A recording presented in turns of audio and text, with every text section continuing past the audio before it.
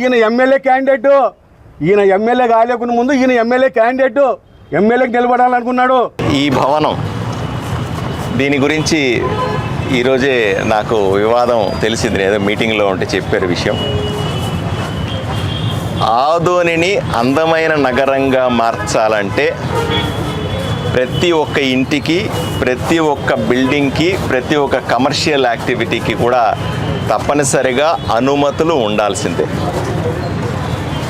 2, ఏదైతే ప్లాన్ ఇస్తారో మున్సిపాలిటీకి కానీ కూడా కానీ దేనికైనా ఏదైతే ప్లాన్ ఇస్తారో ఆ ప్లాన్ ప్రకారంగా కట్టాల్సిందే.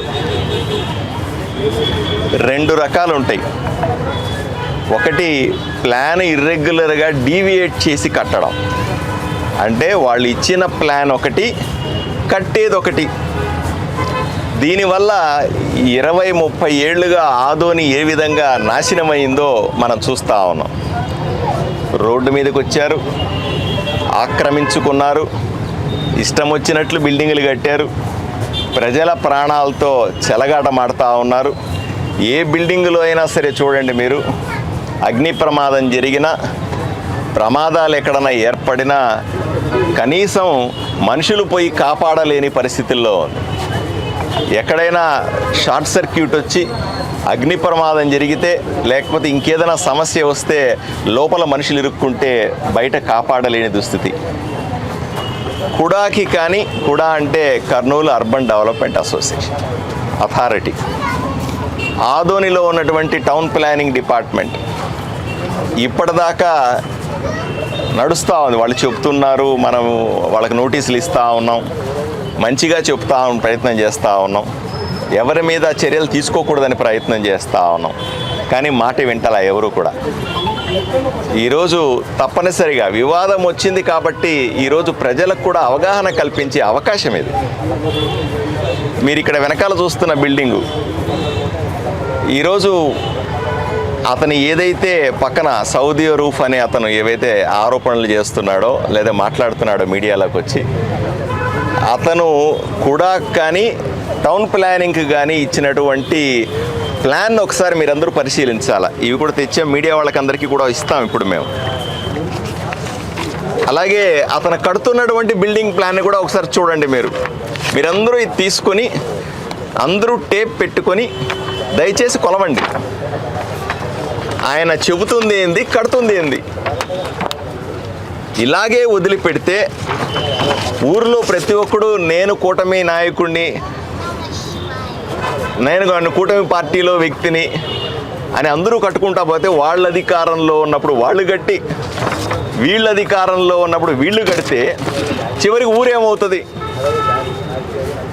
కూటమి నాయకుడు అంటే అర్హత ఏమీ కాదు. అది నేను ఏ తప్పు చేసినా సరే నాకు చెల్లుబాటు అవుద్దనేటువంటి ముద్ర ఏమి ఉండదు. అధికారంలో ఉంటే తప్పు చేసినా ఒకటే, అధికారంలో ఉన్నవాడికి ఒకటే ఉంటుంది, అధికారంలో లేని వాడికి ఒకటే ఉంటుంది.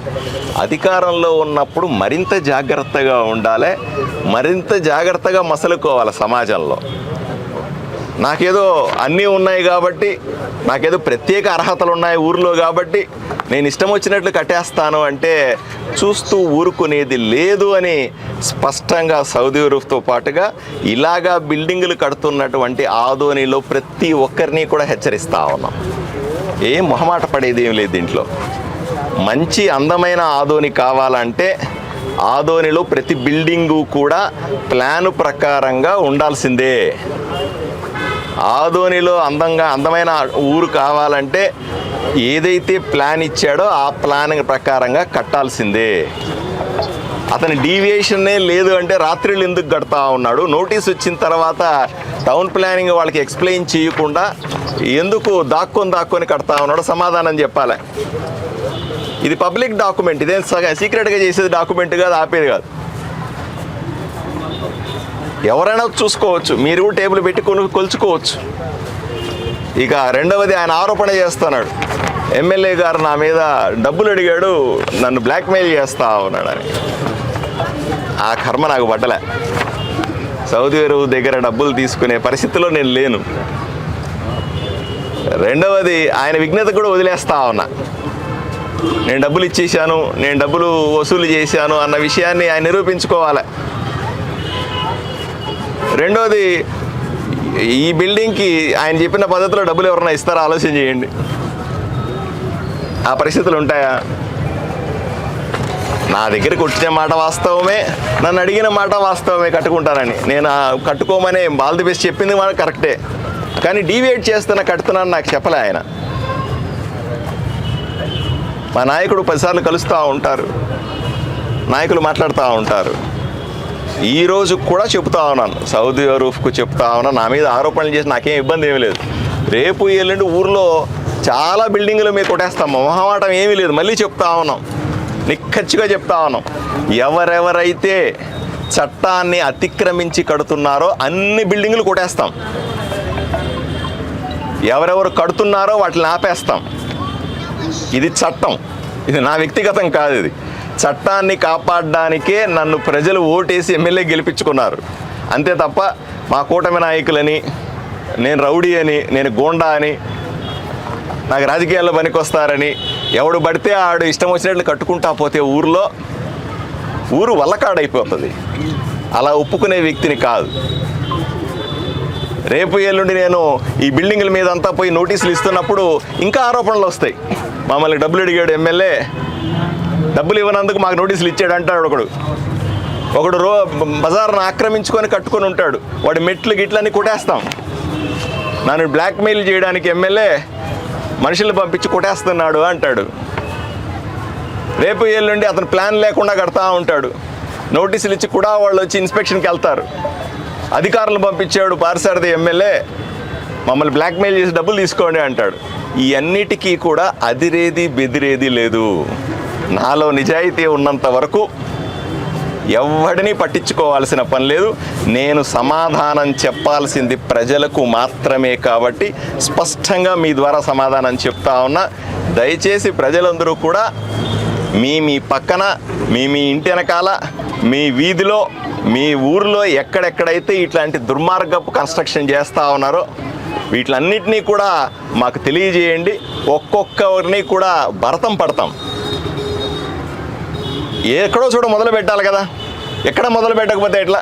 ఇలాగ భయపడిపోతా ఉంటే ఎట్లా? 30-40 ఏళ్ళు అయింది, ఎవడన్నా భయపడినా? అందరూ భయపెట్టేది, అది చేసేది. నా మీద బురద చల్లాలని చూస్తే నాకేం ఇబ్బంది లేదు. నేను రాజకీయంగా బలమైన వ్యక్తిని. నన్ను అతను చేసే ఆరోపణలు ఏమీ ఎంట్రిక వాసు కూడా నా మనోధైర్యాన్ని తగ్గించలేవు. నేను ప్రజలకు మాత్రమే సమాధానం చెబుతాను, ఏమి ఇబ్బంది లేదు. ప్రజలు భవిష్యత్తులో కూడా చూస్తారు ఈ సౌదీ అరూఫ్ అన్నటువంటి అతని క్యారెక్టర్ ఏమిటో, ఏ విధంగా ఊర్లో అక్రమ వ్యాపారాలు చేస్తూ ఉన్నాడో, ఈ సౌదీ అరూఫ్ నా మీద ఆరోపణలు చేస్తున్నవాడు ఏ విధంగా పెద్ద మసీదుని కబ్జా చేసుకొని ముస్లిం సమాజానికి అన్యాయం చేస్తూ ఉన్నాడో, వక్ఫ్ బోర్డుకు చెందాల్సిన ఆస్తుల్ని ఏ విధంగా కబ్జా పెట్టుకొని అనుభవిస్తూ ఉన్నాడు, ఇవన్నీ కూడా భవిష్యత్తులో బయటకు వస్తాయి. బట్ నేను వాటి గురించి జోలికి పోను. ఈరోజు సబ్జెక్ట్ అంతా దీని మీద కాబట్టి ఎవరో ఒకడు నా మీద ఒక కబ్జాదారుడు ఒక 10 మంది గూండాలను వేసుకొని నా మీద ఆరోపణ చేసినంత మాత్రాన అదరను బెదరను.